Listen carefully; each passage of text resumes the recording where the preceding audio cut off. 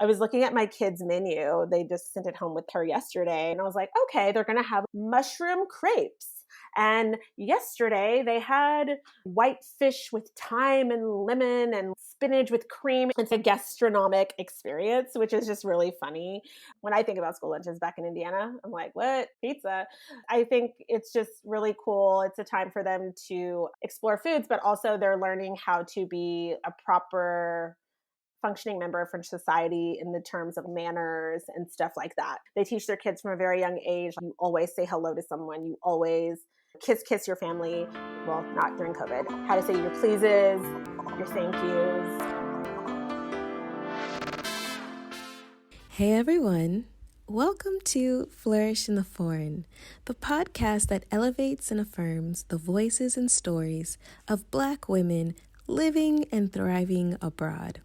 This podcast explores living abroad as a pathway to wellness for Black women and wellness in all aspects: professional, financial, spiritual, emotional, mental, and physical. Welcome back to the show, and if you're new, hey, I'm Christine. I'm a Black American woman and business strategist thriving here in Barcelona. And I'm the host and creator, producer, and everythinger of this here podcast. This podcast is a labor of love, but labor nonetheless. And that's why I'm asking you to please support this podcast. There are several ways for you to support Flourish in the Foreign. One, become a Patreon supporter of this podcast. You can do so by going to www.patreon.com/flourishforeign. And thank you to all of my Patreon supporters. I appreciate y'all. We have 8 Patreon supporters in total right now. And once we get to 10, I will be dropping a second episode of this podcast. So 2 episodes in the same week. If you have been on the fence, you're thinking about becoming a Patreon supporter, definitely do so. Some of the benefits of being a Patreon supporter is bonus episodes and the replays to the live Q&A sessions that I just started conducting with the Flourish in the Foreign podcast guests. So this past Sunday, I had a fantastic conversation with Adalia. She was episode 4, country shopping around the world: Honduras, Kuwait, Mexico, China, and now she's back in Mexico.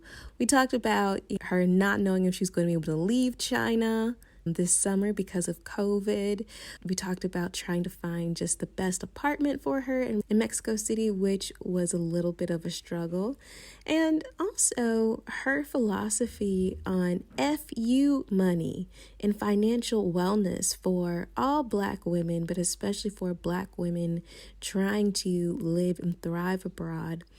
And we actually touched on something that had come up in some of my previous recordings with guests, some episodes that haven't gone live yet, and the thing about mom guilt.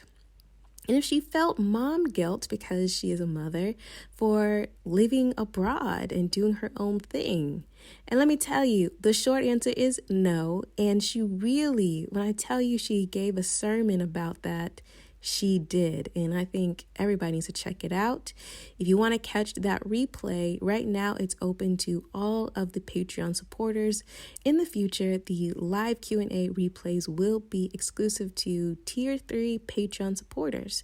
I also wanted to remind you all that we have another live Q&A this Sunday with a past podcast guest. I will be chatting with Jackie O. Yes, digital slow mad crisscrossing around the world with her cute and adorable baby Ruth. If you want to catch that session, that live Q&A session, which is open to the entire Flourish in the Foreign audience, be sure to sign up with the Flourish in the Foreign community. The link is also in the bio. You'll definitely want to catch that, and I'll send out the link to that a little bit later this week. So definitely become a Patreon supporter today. The second way you can support Flourish in the Foreign is by Cash App. You can Cash App this podcast at $Flourish Foreign. And Cash App is basically a tip jar. If you listen to an episode that you just really resonated with and you really enjoyed, you can go ahead and slip the podcast a couple of bucks. Just like that. And the podcast actually got its first tip this week. So shout out to Carla. Thank you so much for tipping the podcast. I appreciate that. And so if you are looking to support the podcast and maybe you don't want to commit to being a Patreon supporter, definitely tip the podcast, whatever you would like. And everything is deeply, deeply appreciated. The third way you can support the podcast is by placing an ad within the podcast or sponsoring an entire episode of this podcast. If you have a business or service or perhaps an organization that's in alignment with this podcast that wants to get in front of this audience of just fantastic, highly ambitious and international Black women, go ahead to the Flourish in the Foreign website, www.flourishintheforeign.com/contact, and drop me a line and we can discuss. I'll send you the media kit and we can chat about how we can collaborate. The fourth way you can support this podcast is by sharing this podcast with all of your friends via social media. If you hear an episode that you really enjoy, be sure to screenshot, post it on IG stories or your grid or on Facebook or Twitter, and tell your friends and tell your audience why you enjoy the podcast. It is so important because, word of mouth recommendations are just so much more powerful than any kind of marketing I could possibly do. So if you're enjoying this podcast, please help me out and help out your friends too, and let them know what you're listening to and why you enjoy Flourish in the Foreign. Be sure to tag the podcast at Flourish Foreign across all social media. That's Instagram, Twitter, and Facebook. The fifth way you can support Flourish in the Foreign is by giving the podcast 5 stars and leaving a review. I really, really love reading the reviews, y'all. It is so humbling and so heartwarming to read the reviews you have left for this podcast, and it gives me so much motivation to just keep on going. So please, if you are loving the podcast, be sure to rate the podcast 5 stars and leave a review. I am super excited to see that so many of you all have signed up for the Exodus Summit, which starts this week on Monday. Exodus Summit is a sabbatical summit for Black women travelers, and it is all about supporting and educating Black women to go abroad. And as I think all of you know, there are so many different ways to move abroad, travel abroad, and perhaps you are looking for a way to kind of test the waters, and you're interested in learning more about sabbaticals and how a sabbatical can not only give you the time and space to reflect and take some stock and take stock of your life, but also can be the launching pad for your life abroad. There will be over 30 Black women speakers telling you all about their personal sabbatical journeys, how to do it, and everything in between. They're going to be talking about logistics, education, traveling with children, traveling with a disability, everything. If you have a question, they definitely have an answer for you. So make sure you are attending the talks of Exodus Summit. If you have not signed up yet, there is still time. Be sure to register with the link in the Flourish in the Foreign bio across all social media channels. It's the same link. It'll take you to the same sign up page, and it is completely free. The summit is from September 21st to September 27th, and you have complete free access to all the recordings and the speakers up until September 30th. There is a summit attendee Facebook group, so you definitely want to join that. And you can purchase the entire talks. You can have them on demand for your exclusive use for the next 2 years. And it actually also includes an audio only version, so you can listen to the talks like a podcast. There are so many amazing courses and discounts on offer and freebies. So you definitely want to go ahead and check out X's Summit, even if you want to just check it out in the free version. But if you want to go ahead and purchase the entire perk pack, you are going to be overwhelmed with the value. It is serious. It is serious. So again, please be sure to use the Flourish in the Foreign link located on the website and the links in all of our social media bios. Okay, that is it for the support portion of this show. Now on to the next story.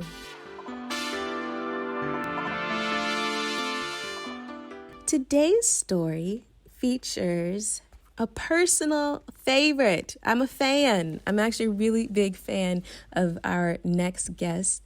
Her name is Jessi, and she is a fantastic artist, and she is a fantastic businesswoman too.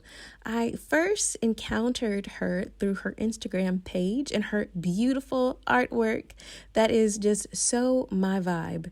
So when I learned that she is American and she moved to France to live with her husband, I knew I wanted her on the show. Her journey to France and her journey of building her business is just remarkable.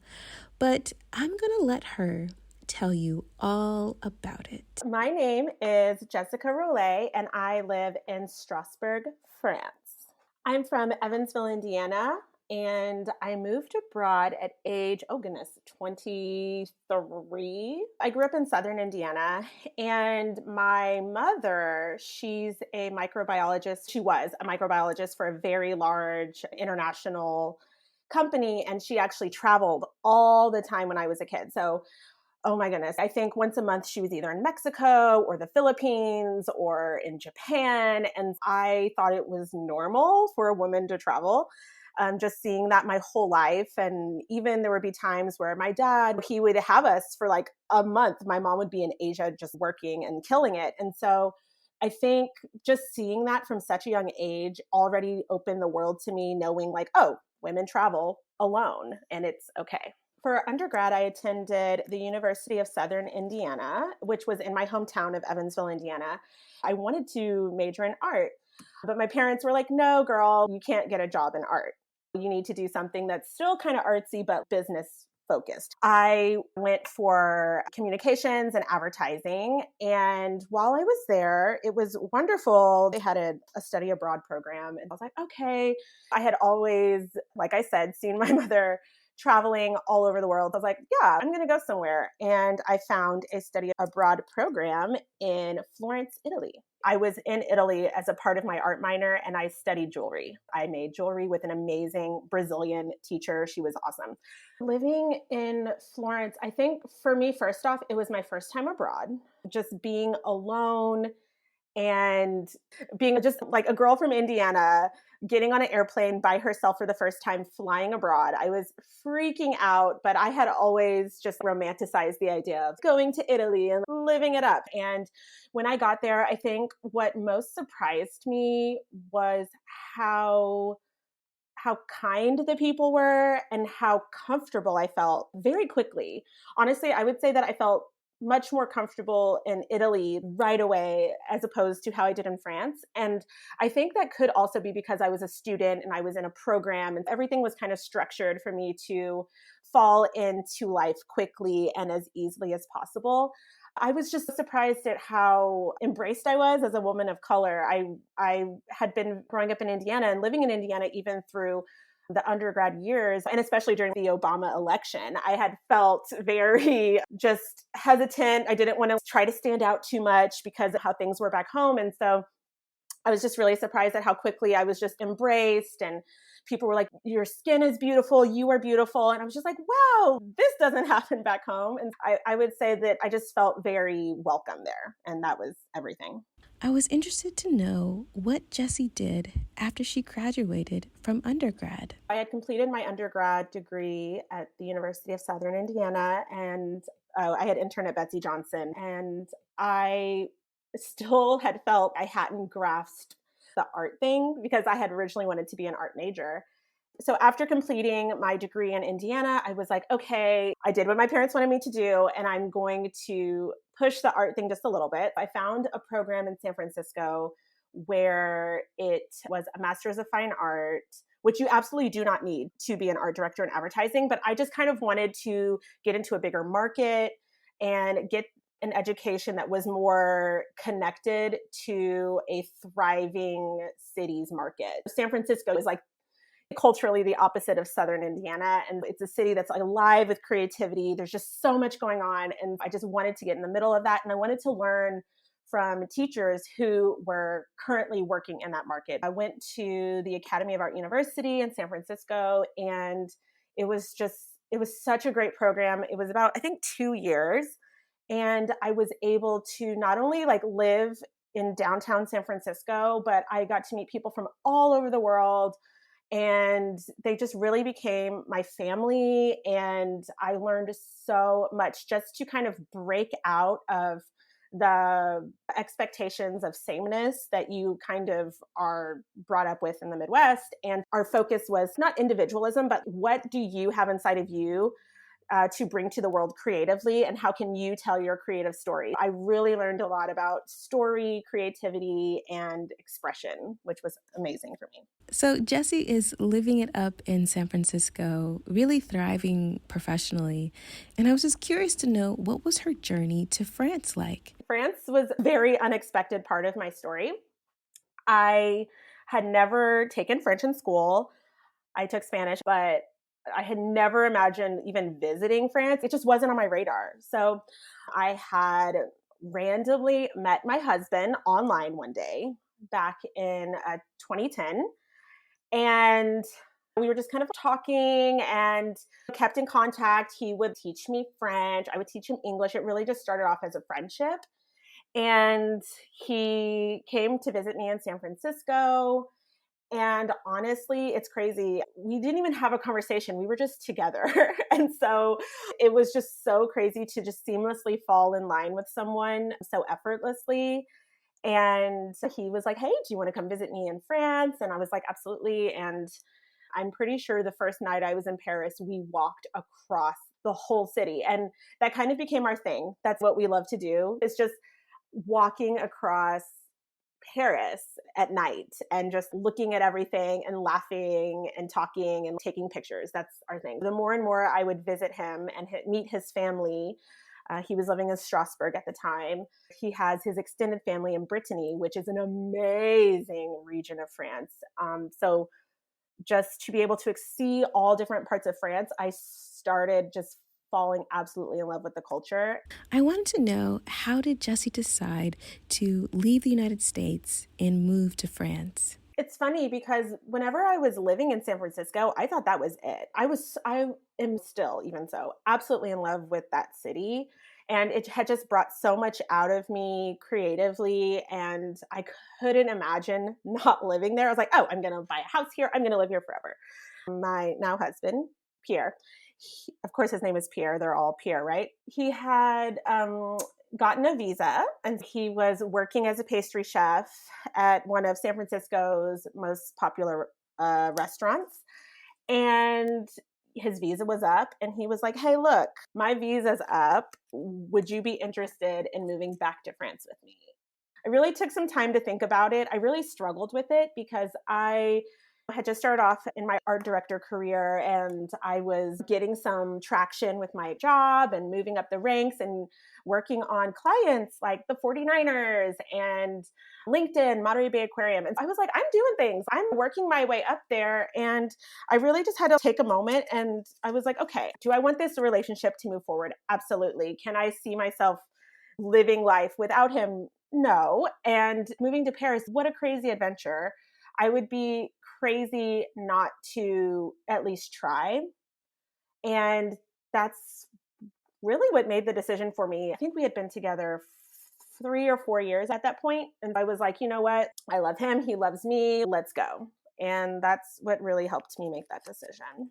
I asked Jessi to tell me about her leaving San Francisco and leaving the United States and her journey to Paris.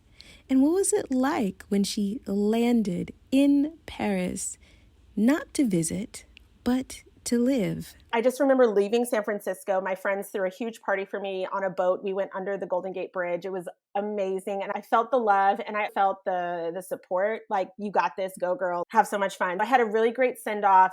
I remember sitting in the airplane, looking out at the bay and being like, oh my gosh, I'm not coming back. I flew to Chicago to visit my brother on my way out, and then flew to Boston to see my parents.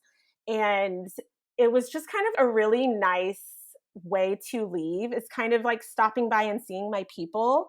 And so they were like, you got this. We are so happy for you. Gosh, I'm getting even like a little emotional thinking about it because I've actually never really thought about this. But I remember my dad dropping me off at the airport at Boston Logan. And he was just like, I'm proud of you and we'll see you soon. Like, call us when you get there. And I was just like, okay. It was an Air Canada flight. And the man sitting next to me, I don't know what happened. I think he ate the dinner and then he looked over at me and he was like, I don't feel so well. And then he kind of started like convulsing. And I was like, oh my gosh, oh my gosh. And then he passed out. And so I was like calling the flight attendants. I was like, help, help. And the flight attendants took forever to come. They finally came and he was like still knocked out. And I was just like, I don't know what to do here. And they had to call a doctor and then they were able to wake him up. He went to the bathroom. He was gone for like an hour. He came back. He passed out again. I felt like I was kind of had to make sure this man was okay. It was a lot going on, but yeah, he was going to go visit, I think, his mail order bride or something. But it was funny. He was interesting. I was like, can I just rest? I remember when we were landing in Paris, it was raining. It was early morning and I kind of was able to romanticize the experience a little bit just because it was a moment. And I remember when I left the airport, the rain smelled sweet almost. And just that sensory experience, I was like, you're going to be okay. And then, of course, there was my fiance waiting for me. It was great. I wanted to know, what was Jessi's first year in France like? The first year in France, that was an experience, I would say. I think for at least the first 2-3 months or so, I felt very, very lost in the sense where I was kind of like, what have I done? I left my job. I don't speak the language here. I think I'd taken 8 weeks of French before leaving San Francisco. I was like, I really don't speak the language. I really just felt very unconfident. I was afraid to go to the pharmacy or the post office and try to speak French. I don't know why. I was just so intimidated. And it really just took some soul searching. And I had to make the decision to be like, no, I'm not going to let this fear overtake everything. And I was just like, take your moment. It's okay to feel all the feelings. I cried a lot. I missed my family. And I really was just like, no, I'm going to figure this out and it will be okay. And so I had reached out to a girl who I had interned with in New York with Betsy Johnson, and there was a French girl there. I was like, okay, I know at least one person in Paris. Let me write her and see if she remembers me and would like to get a drink. And she was like, oh my gosh, Jess, that's amazing. Like, let's have a drink. And she showed me around her favorite neighborhood, cool spots to go to, and she introduced me to her group of friends. That was so crucial and so great because I had things to do on weekends and on holidays, and they would all get together and have parties. They would invite me, and they all spoke English, which was good just to start to feel comfortable with people. That from like a social standpoint, that was great. My husband, he worked a lot. As a pastry chef, when you work restaurant hours, you're kind of just always at work. And it was nice to have people to hang out with and see while he was at work. I asked Jessi to describe to me the process of landing a job in Paris. I had been submitting my resume everywhere, but no one was biting. I didn't have the language. Job hunting, it wasn't easy.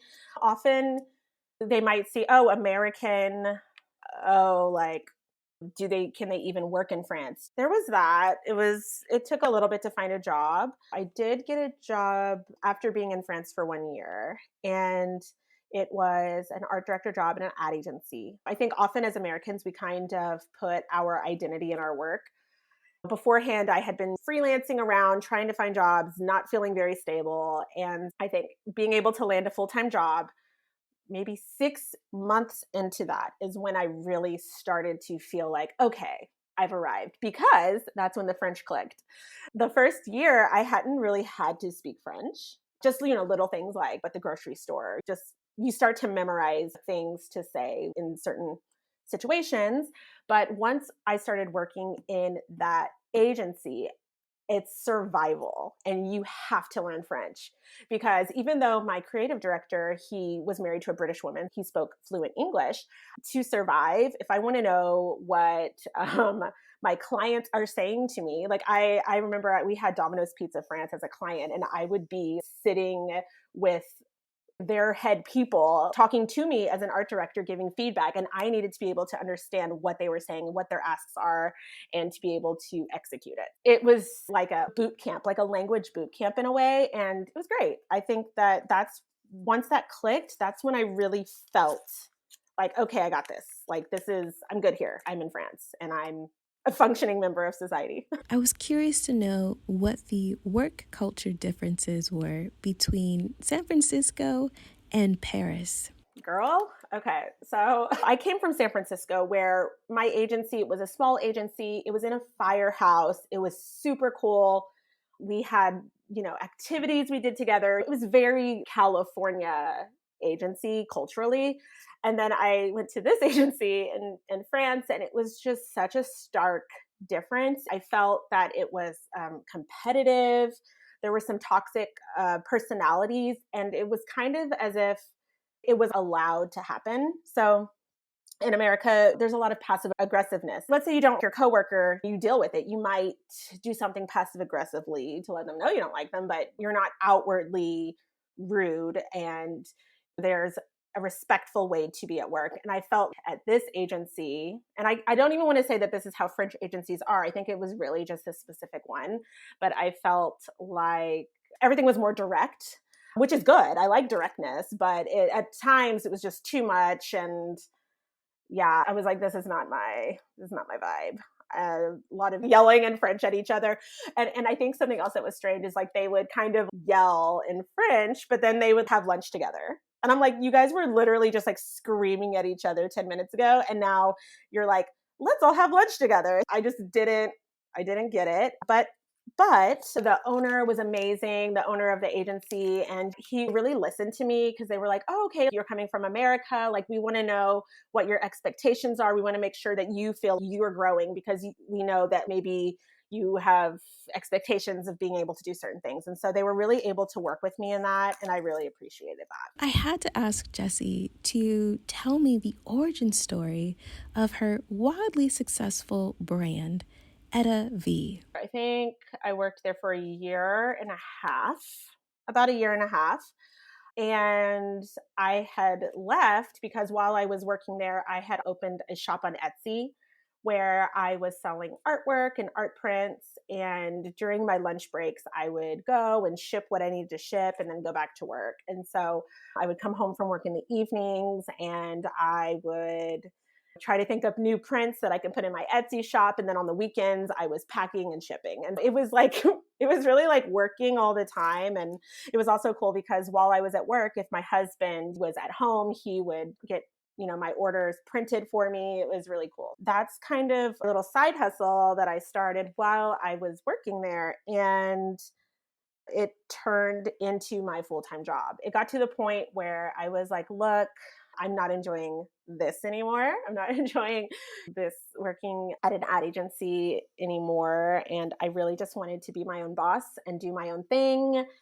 And really, I had felt I had so many ideas that needed to just come out, and I needed to honor that feeling that I was having. I saved up money, I think about like 4 to 6 months worth, and to cover expenses and stuff. And I was like, okay, like I'm just going to give this a real go and focus on my Etsy shop in EttaVee, which does sound crazy, but honestly, it wasn't such a crazy jump to make, just because the biggest jump I made was moving to France in the first place. And when you leave the US rat race, or like the work structure that is put in front of us, and you break that already by moving abroad, I was like, I'm abroad and I shouldn't feel miserable. I already did the hard part. Why not just try? That's what helped me leave and start my own business.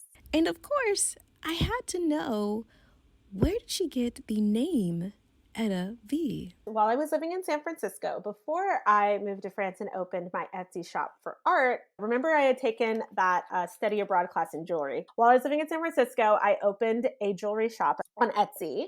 And it was something for me to do to make with my hands again, because I was just working in Photoshop all day long and going crazy. And I was like, I just need to make something with my hands.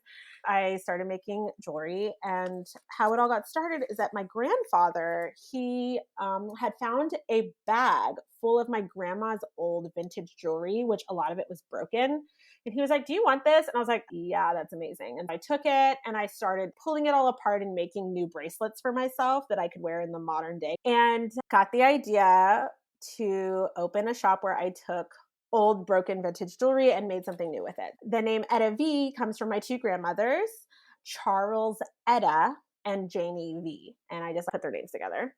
I asked Jessi to tell me how her business had evolved from Etsy shop to being in major retailers. My business, how it evolved, I started off on Etsy selling art prints. And little by little, I started adding hand-painted canvases. Now, I've been doing art my whole life. I started art classes when I was maybe 4. It's just always been a hobby of mine. And I knew that I was like, okay, well, I would like to get out of art prints and more into fine art. And that was just the natural progression of my business.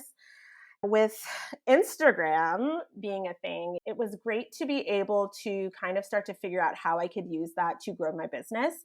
My sister-in-law, she used to be a big blogger in France back in the day. And she taught me how to use Instagram for my business. She was like, listen, it's the same thing. She was like, this is what you need to do. This is like who you need to reach out to. This is how, la, la, la. And she really was just so important in helping me learn how to hone my social media skills.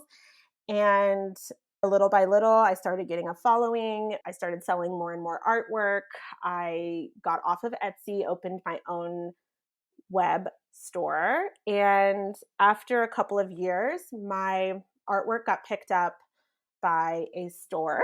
I think the first one was TJ Maxx. And it was just great just to be able to start licensing my artwork. I got picked up by art agents, and we started to collaborate with a whole bunch of amazing clients and manufacturers and retailers. And it's funny because I feel like I went from working on the kitchen table while on a part-time job to really making this a brand. I turned my art from just artwork into a brand. And it was such a cool path to travel, and managing it even today, it's a lot of work. I'm always learning and growing and trying to figure out how I can best run my business. And I think what is most important is really having a vision of where you want it to go.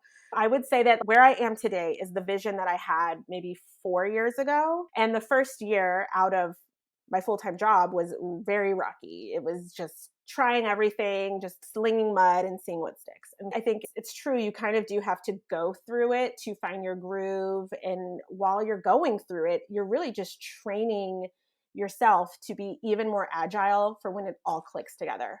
I asked Jessi to tell me how she manages her business tax obligations living in France. It's something I had always been just trying to figure out. From the get-go, my business is registered as an LLC in the US.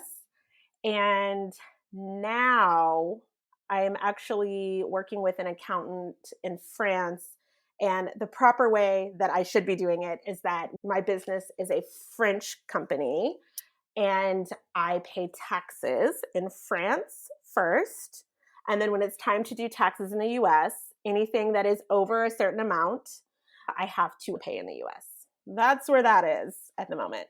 I asked Jessi to tell me, what has it been like being in an intercultural marriage, and how she has adjusted from living in California, in her home country with her husband, to moving to France and being in his home country. I think that him being in America first was just very important because he knows how it feels to live in another country where you're not from. He was able to experience that himself firsthand, like, okay, I'm in another country, my family's so far away, I don't know anyone, and I'm just like depending on this person to help me make it through. And I think that just him having that experience was so important that whenever I moved over and was having my little crisis at the beginning, he was able to, he understood and he stood by and he was able to just really help facilitate that and help me through it because he knew exactly what I was going through. I think just in general, being in an intercultural relationship is that you're always going to be learning something about each other. We've been together 10 years now, and we haven't even gotten to a point where we truly feel we 100% understand each other. We're always still learning about each other's life experiences. The better I speak French, the more I can even understand subtleties in what he's saying.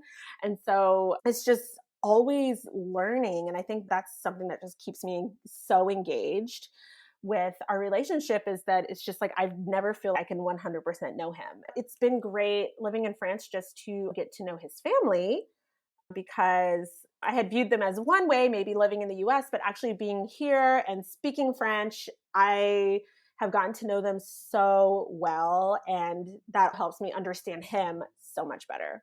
I asked Jessi to tell me what was it like being pregnant in France and for her impressions of the French healthcare system. When I found out I was pregnant, I was like, wow, because I kind of had a little freak out moment at the beginning because I was like, oh, like, will I be able to speak English in the delivery room? Will they just be speaking to me in French while I am in an altered state of just trying to give birth? And so those were a lot of questions that were running through my mind whenever I first found out I was pregnant. It was hard being away from family. My grandfather, actually, he passed away while I was pregnant, and I flew home and I did get to see my family, and they got to see me pregnant, and they were just like, wow. It was hard though, just being away, because I had a complicated pregnancy.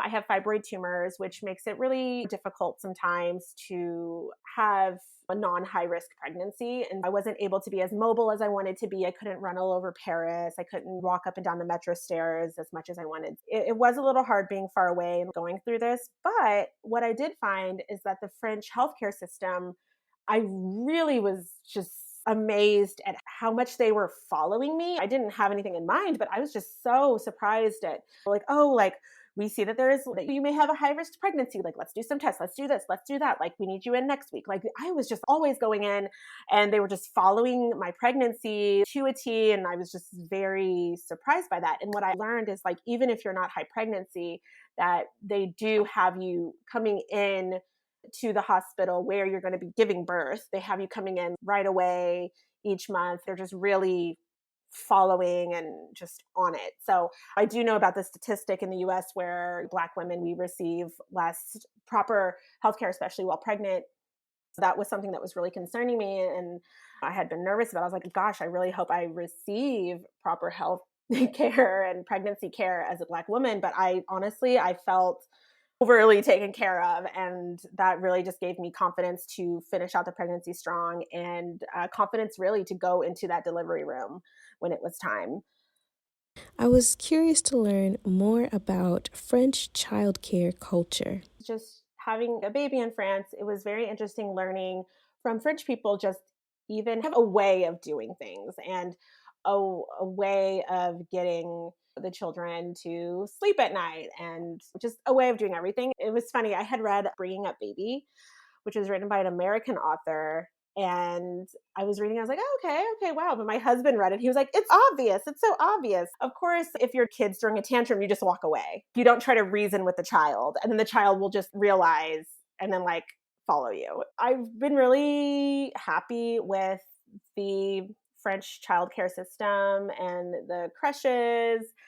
Creche is their daycares and stuff before the kid can go to school. My kid actually started school. She started maternelle, which some people call it preschool, but what I see, what they're learning, it's the same thing that we learn in kindergarten in the US. And so I was like, okay, I really think it's just kindergarten. But they start at the age of 3 here in France. It's quite young. And what a lot of French people love about it is that you want your kid to eat at school in the canteen, in the cafeteria, because they get to discover lots of different kinds of food and build out their palates. So for instance, they're into food, they're into gastronomie. And I was looking at my kids' menu. They just sent it home with her. And I was looking through it and I was like, okay, they're going to have mushroom crepes. And yesterday they had white fish with thyme and lemon and like spinach with cream. It's truly a gastronomic experience, which is just really funny. When I think about school lunches back in Indiana, what? Pizza. I think it's just really cool. It's a time for them to explore foods, but they're learning how to be a proper functioning member of French society in the terms of manners and stuff like that. They teach their kids from a very young age. You always say hello to someone. You always kiss your family. Well, not during COVID. And how to say your pleases, your thank yous. Yeah, I would say a lot of the younger learning is a lot based in manners. I asked Jessi how she incorporates her Black American culture in her daughter's life. I've FaceTimed with my parents since she was born, maybe if not every day, every other day. I really think it's important that she knows who her family is, where she comes from. She knows that she's Black. She says it all the time. I feel like that's been my job for her, like very young formative years, to be that person to make sure she knows who she is, that she is Black and what that means. And if COVID weren't a thing, I would have her with my family in Memphis. She has a little cousin that's the same age as her, and we would just be hanging out with them. But since we can't be with them, in the meantime, we have some books over here that we read at night. One especially that talks about Black hair. And there's a show she loves so much on Netflix called Motown Magic. And it's absolutely just a part of our everyday life. And if I notice she says something like, oh, I want my hair to be this way, or if she says something where I'm kind of like, it's questionable, then I feel like I need to make sure that we get her back on track. But honestly, for the most part, I think just our everyday life of just making sure she's connected to her Black side of the family, her Black culture, her English language. I asked Jessi to describe her experience as a Black American woman in France. I don't even know what I thought moving to France in terms of like how I would be treated or experiences I would have as a Black woman. But what I came to understand very quickly was that there is a difference being a Black American woman in France and a Black French woman. Like, let's say French woman, you probably have ancestry in Africa, like Senegal or Mali, or anywhere where France has colonized, like the islands and stuff. And I did start to understand very quickly that there is a difference and a privilege that is given to Black American women. I was able just to identify that very early on. Right when I had first moved to France, you have a visa and you need to go to the immigration center and you need to like submit something that you can apply for your titre séjour, which is your residency card. And I was a couple days late showing up and turning in my paperwork just because I'm the worst procrastinator in the world. And I remember I was waiting in line behind a Black African man. And he was late turning in his paperwork too. I couldn't understand this. My husband could understand it. And he was turning in his paperwork, and the white French man behind the, counter was like, no, get out of here, late, like, sorry, unacceptable, no. And so then I was so scared. I was like, it's my turn. And then I get up to the front and I was like, I'm sorry, I'm a couple days late. And he was like, oh, were you American? And I was like, yeah. And he was like, oh, okay. And he was like looking at my paperwork. He's like, oh, okay, that's fine. Here you go. I was just like, oh, what is this? What is this? That was my first instance of recognizing that. Something else that would also happen is, like, let's say I would go to the post office, and before I opened my mouth, they would kind of like look at me just like, oh, like, hi, maybe even just unimpressed scowl look. And I was just like, okay, whatever. And then I would start to speak in broken French and they'd be like, oh, are you American? And then all of a sudden they were smiling and they were so nice to me. And that was my experience over and over and over again. And it pissed me off. And it got to the point where I did recognize that I was like, okay, this is a thing. I've encountered people who are racist, but they're like, but you're American. It's different. I'm like, no, let's have a talk about this. And I do find myself getting into conversations where people are telling me that I'm not the same kind of Black as somebody else. And I have those conversations because I think it's important to teach, like, hey, Black is Black. And if you're not giving them a chance, but giving me a chance, not cool. And we have those discussions. I was interested in why Jessi and her husband decided to move to Strasbourg and what life was like in Strasbourg. My first time visiting France ever, I visited Paris, and then I went directly to Strasbourg afterwards. And I just remember coming here for the first time and I was like, oh, like, it's so cute. Like, that was my first thought. It was kind of like Paris is like the New York, and then Strasbourg was so cute. And I was just like, okay, the vibe was laid back, and they're known for their Christmas markets. That's what they're famous for. Christmas is their season. They're known for having the biggest markets in France, and they get an influx of tourists around that time. But I had never heard about it before visiting. This is where my husband grew up. We have family here, the grandparents of my kid and aunts and uncles and stuff. It was just really nice to get to know the city through having family here. It's quite a small city, very bikeable, which I love. There's not even a metro. There's a tram, which is above ground. It's slow moving above ground situation. And you can traverse the whole city in like 20 minutes or something. While we were living in Paris, it was always just kind of a nice escape to visit to. Around the holidays, we would come a couple times a year and just walk around. It's just very charming. But I never thought I would live here. I don't know why. I'd always thought we would move back to the US. So pretty much what happened was we had a toddler in Paris and I was not feeling it. I was like, the apartments are too small.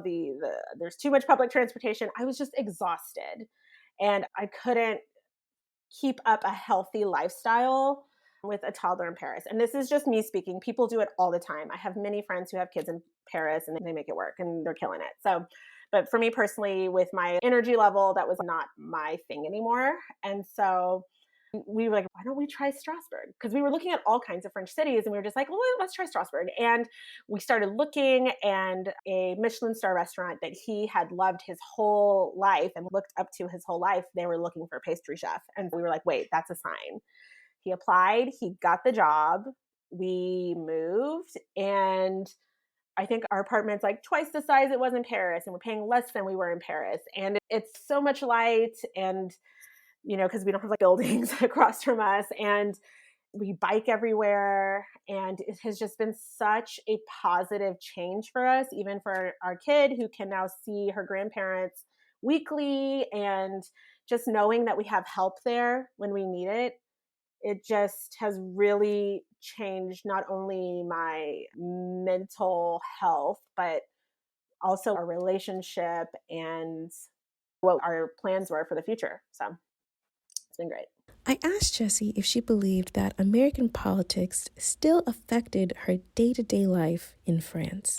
Girl, I can't even go see my parents because of Donald Trump. A lot of people need to realize the reason why Americans abroad still care about US politics is that US politics doesn't just affect people living in the US, it affects the whole world. And I still pay taxes in the US, so we still get a say. But I really feel like it definitely affects everything because of COVID and the lack of leadership in the US. A lot of the news is US centered, that they don't realize that outside of the US, we know what's going on over there. It's because they center the whole world. We get the news of everywhere over here. Whereas in the US, they only know what's going on in the US. So I think they think that maybe like it's the same in other countries, but no, we know what's going on over there and we can see how it's directly affecting the rest of the world. I asked Jessi about the French response to COVID-19 and her impressions of the French response. A month before we went into confinement, I was in Atlanta doing the Atlanta gift show with tens of thousands of people. And many of those people had just been traveling to Asia to get products manufactured and all that stuff. But I think that the French response, pretty much the president was like, this week you guys need to like not do this and this and this. And we didn't listen. And he was like, okay, I'm giving you one more chance. Follow the rules. No one listened. And so he put us in confinement. And honestly, I was terrified because I believe it was a Tuesday at noon that we went into confinement. And I was just like, what does it mean? Like, blah, blah, blah. But then once we were in it, I think it was just really great because the government really explained it to us. Whenever he was on the TV to talk, the whole country listened because he wasn't just showing up all the time. He was like, this is when I'm speaking, and when I'm speaking, I'm going to say something important. You knew to watch the TV.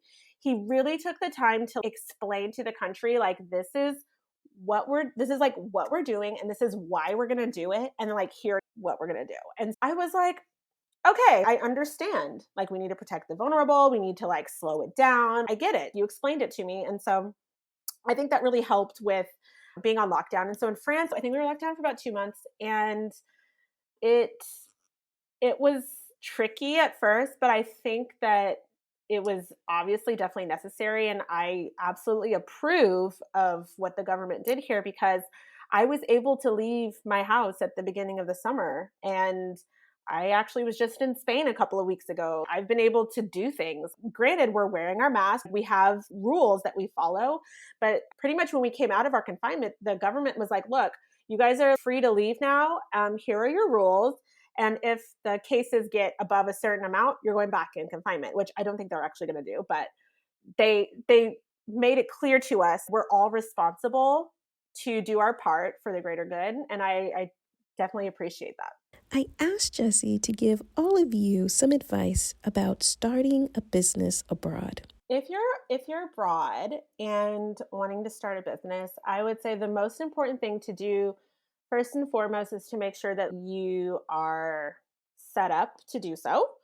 That means making sure you have funds in savings. Let's say you have a side hustle that you want to get going, or even if it's any kind of creative freelancing business or something like that, make sure that first and foremost you have the funds or a way to fund your life while you are pursuing this. I would say that's first. And then second is to have a plan, know where you want to end up. In my case, is I was like, okay, I know that I want to have my artwork sold in Target. That was my end goal. Then once you have your end goal, you can work backwards. I was like, okay, I want my artwork to be sold in Target. How do I do that from France? And you kind of start to figure out all of the steps you need to take in between your end goal and where you're starting. And that becomes your pathway of each little step to get to where you're going. And I think it's just take it day by day. You're in a different country, you're abroad. Don't feel pressured to have all the answers right away. You are out of the rat race. You are in another country. You make your own rules. And a lot of it is mindset. And a lot of it is just having grace with yourself, knowing that you're not going to have all the answers. It's going to be a step-by-step process. I asked Jessi to give you all some advice about moving abroad. I think it's a good idea to just do a couple of trips. And obviously not at the moment, but once everything opens back up, and if you're curious about moving abroad, kind of just try to figure out which countries you want to live in, which countries speak to you culturally. That's, I think, is a really very, very important aspect of it all. And because honestly, if I were even to like think about it, I always wanted to live in London. Like I said, France was not on my radar, but I actually fit in pretty well here now that I'm here. So I think just trying a couple of visiting different cities, and if people who live there, try having a drink with someone or coffee or tea with someone who is a local and you can really just talk to. But honestly, I think the best way to truly know is to do it. You can do as much research and preparation as you want to, but action is the best way to actually know. And give yourself at least a year to figure out your life and get settled wherever you are. Be comfortable with being uncomfortable and thrive in it. When you're comfortable with being uncomfortable, nothing can really knock you off your horse. I mean, unless something, really big happens. But in general, you start to realize all the small things are, in fact, just small things. I asked Jessi about her definition and concept of wellness and how living in France had influenced that concept and practice of wellness. I would say there are lots of different aspects to this. Even going back to what I was speaking about earlier about how I feel I'm treated as a Black woman in France, I do feel I am treated better here than I am in the US. And I'm not talking about how I'm treated compared to others in France. I'm just saying, like, as an American woman, I recognize that I am treated better in France. And to me, that makes me feel free in a way versus how I felt in Southern Indiana. Being here mentally, I feel like I'm just free, like Black girl magic. I can do what I want. I'm able to just be, even from a natural hair standpoint. And I'm not talking about seeking approval from them, but it has been just really lovely for French people to be like, wow, why don't you wear your hair in an afro? It's so beautiful. Your natural hair is beautiful. Or if I'm ever just walking around with my hair out naturally, they're just like, oh my gosh, it's gorgeous. And they don't try to touch it. They're just like, that's beautiful. And I appreciate that. I'm just like, wow, thank you. That's just something I'm not used to hearing where I'm from. And so I feel wellness in the sense is where I feel like a more accepted person of society here, which means I don't have to worry about all the extra stuff I used to have to living in Indiana. I think that that is important with wellness is when you feel more comfortable, you're in a place where you're vibing and you're not having to get fixated on unhealthy thoughts. That is wellness. I would say in France, they really, really focus on your work is not your identity, and you disconnect from work when you're not at work, and you take vacations. So as someone who's a small business owner, and I come from the ad world, I've been obsessed with work and I know it's not healthy. And I'm like, oh, I need to, change my ways. But even just my husband and his family, we would be laying on the beach and I'm like, oh, I need to start writing down ideas that I have for something. They're like, no, stop. Just look at the water. And I'm like, okay, you have a point. Just look at the water. Just be here and look at the water. And then I'm like, okay, you're right. Stop trying to always find something to do or a way to entertain yourself and just be in the moment and enjoy who you're with and what you're doing. And also, they're really about boundaries. I'm learning a lot about boundaries in this season of my life at the moment. And over here in France, I think it's illegal for your boss to email you after 8 p.m., which I used to have bosses emailing me back in the States at 2 a.m. in the morning, and I was like sitting in my bed working. They cannot email you after 8 p.m. here. And I was just like, wow, that is a boundary. And it's really just teaching me about how to just take more joy in the present and just live your life. I asked Jessi where she saw her and her family in the foreseeable future. So our plan while we were in Paris was to move back to the US. But I think just as we got older and really just thought about it, the longer I live over here, the more culturally I feel like I fit over here. And for the time being, I think we're going to just stay in France. We're looking to buy and remodel something. Yeah, I'm really happy. What a fantastic story. Thank you so much, Jessi, for sharing. We had such a lovely time recording. And if you want to keep up with Jessi and her beautiful artwork, you can definitely follow her on Instagram at EttaVee. That's EttaVee. And also her website, www.ettavee.com. Thanks again for listening, and I hope to see all of you at the next live Q&A with Jackie O this Sunday. Be sure, if you have not signed up for the Flourish in the Foreign community, that you sign up so that I can send you the link to that chat this Sunday. I just am so appreciative of all of you, the beautiful audience that just listen every week and support this podcast. If there's something in particular you would like to see either on the show or within the community, or you just have a suggestion, please feel free to let me know. I am totally open to all suggestions. I'm not saying all of them are going to happen, because I am a one-woman show, but I am always interested to hear what you guys have to say. You can always just slide me a DM via Instagram at Flourish Foreign or across any social media. Or you can definitely go to the website, www.flourishintheforeign.com, go to the contact page, and drop me a line. Let me know what you're thinking. And again, if you are interested in taking the leap abroad, or you're just interested in taking a sabbatical, definitely check out Exodus Summit this week. You can still sign up for the free admission into Exodus Summit. Please use the Flourish in the Foreign link located in all of our social media bios and on the website. And I hope to see y'all there. And if you identify as a woman of color podcaster, maybe you have been podcasting for years, maybe you just got an idea for a new podcast last week, you will definitely want to check out the WOC Podcasters Insiders membership.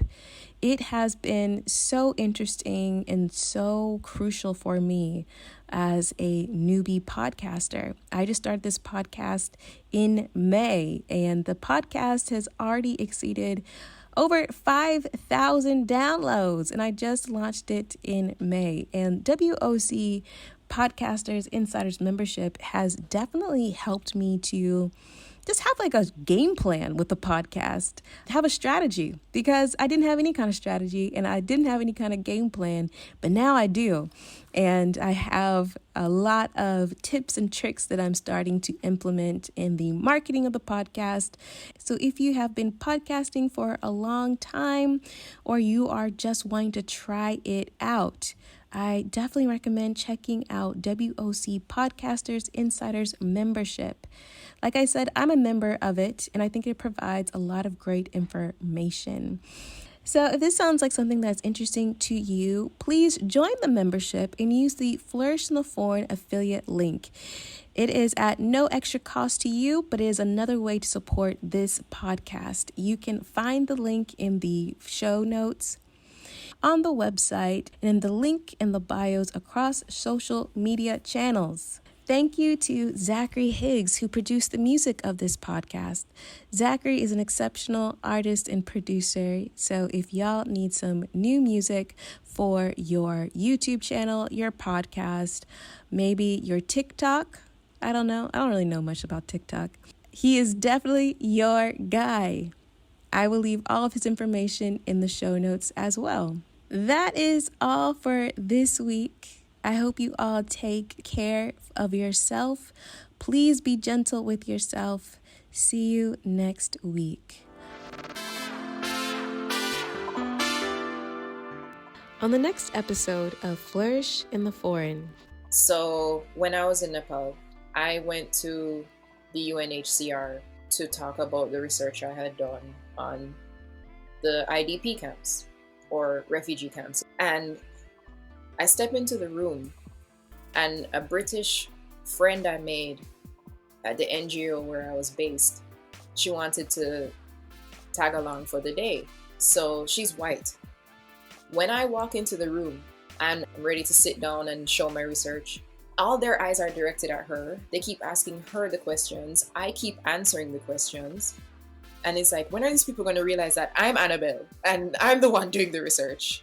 Because Asia, as much as like there's no history of enslavement of Africans in Asia under Europeans, but somehow this thing has penetrated every corner of the world. Somehow, deep in the Himalayas, when I walk into a room in the UNHCR, when people see me walk in to explain my research, they automatically think it could never be me who is conducting this research.